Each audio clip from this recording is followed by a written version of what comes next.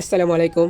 তা আজকে সকালবেলা মুড়ি কীভাবে বানিয়ে খেলে শরীরের জন্য ভালো হবে তার জন্য আমি নিয়েছি কয়টা ধনিয়া পাতা, একটা বাসক পাতা কাশির জন্য, আর কয়টা তুলসী পাতা, দুইটা কাঁচামরিচ, একটা পেঁয়াজ, একটা রসুন। তুলসী পাতা আর বাসক পাতা নিয়েছি। এখনকার সবার ঘরেই জ্বর ঠান্ডা আছে, কাশি আছে, তাই আমি তুলসী পাতা আর বাসক পাতা নিয়েছি। তো এখন আমি সবগুলো কেটে নিয়ে আসবো। তো অবশেষে আমার কাটা শেষ হয়ে গেছে। এটা হচ্ছে গিয়ে বাসক পাতা, এটা হচ্ছে গিয়া তুলসী পাতা, এটা হচ্ছে গিয়া ধনিয়া পাতা, আর দুইটা কাঁচামরিচ, একটা পেঁয়াজ, একটা রসুন। এখন আমি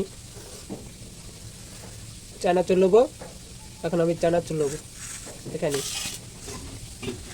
সবখানে কটা চানাচুর নেবো। দেখুন,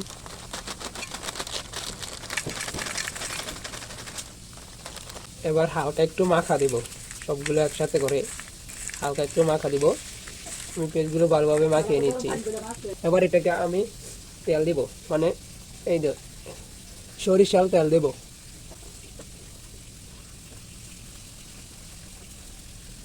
শেষ। এবার এটাকে ভালোভাবে মাখবো যাতে গ্যারানটা হয়, দাগ লাগে বেশি। আমার মাখা শেষ। এখন আমি মুড়ি নেব। এটা নিয়েছিলাম, এটাতে মুড়ি নেব।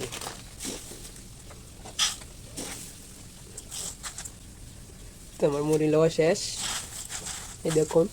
তো এখন আমি এই মাখা চানাচুরগুলো, সব মশলাগুলো এই মুড়িতে দিয়ে দিব।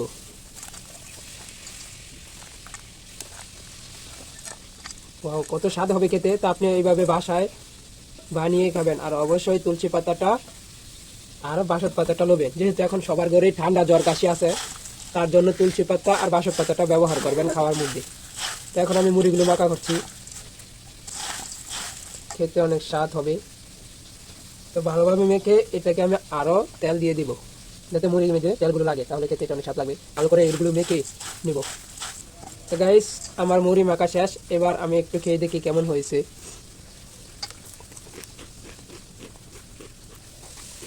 মাশাআল্লাহ, অসাধারণ হয়েছে গাইস। তো ভিডিওটি ভালো লাগলে অবশ্যই একটা শেয়ার করে দিবেন। ধন্যবাদ। আসসালামু আলাইকুম রহমতুল্লাহি ওয়া বারাকাতুহু।